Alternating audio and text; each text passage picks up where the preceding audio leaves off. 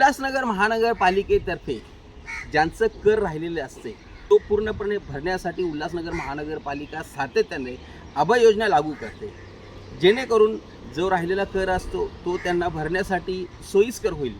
परंतु उल्हासनगर शहरामध्ये असेही अनेक काही जे कर बुडवणारे आहेत की ते सातत्याने त्यांच्यावरती त्यांना नोटिसा बजावल्या किंवा त्यांना सांगण्यात आलं तरी देखील ते कर भरत नाहीत। एक प्रकारचे ते नाइलाजपणा करतात।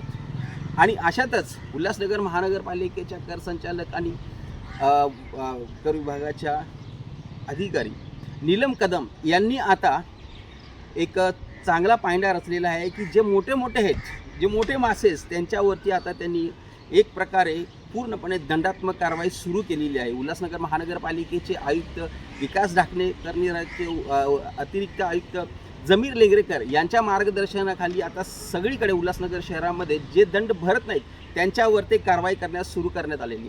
अशी जे कारवाई उल्हासनगर कॅम्प नंबर 2 येथील जय कल्याणी ही जे त्यांची मालमत्ता आहे या मालमत्तावर त्यांना अटॅचमेंटची नोटीस देण्यात आली होती, परंतु तरी देखील त्यांनी गेले 4 महिने झाले तरी देखील त्यांनी कुठल्याही प्रकारची कर भरला नव्हता। त्यामुळे आता ही जी मालमत्ता आहे ती त्यांनी एक प्रकारे सीलच केलेली आहे। त्यामुळे आता उल्हासनगर शहरामधील जे काही कर बुडवणारे आहेत, ज्यांनी आतापर्यंत कर भरलेला नाही, कर भरतच नाहीत, अशामध्ये आता खळबळ माजलेली आहे। येणाऱ्या काळामध्ये अनेक ठिकाणी अशा प्रकारची कारवाई केली जाणार आहे।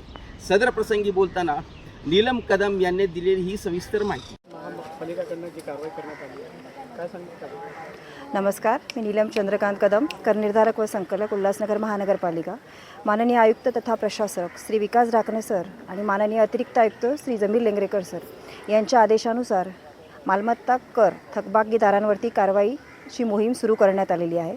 त्या अनुषंगाने मालमत्ता चलता नंबर 212/212/1 शीट नंबर 76 या मालमत्तेसाठी माहे ऑक्टोबर 2024 मध्ये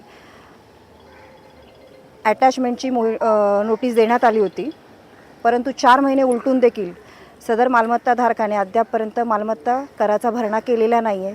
त्या अनुषंगाने आज रोजी सदरची मालमत्ता अटॅच केलेली आहे। तरी सदर मालमत्ताधारकास विनंती आहे की लवकरात लवकर सदर मालमत्ता कराचा भरणा करावा आणि पुढील कार्यवाही टाळावी। धन्यवाद।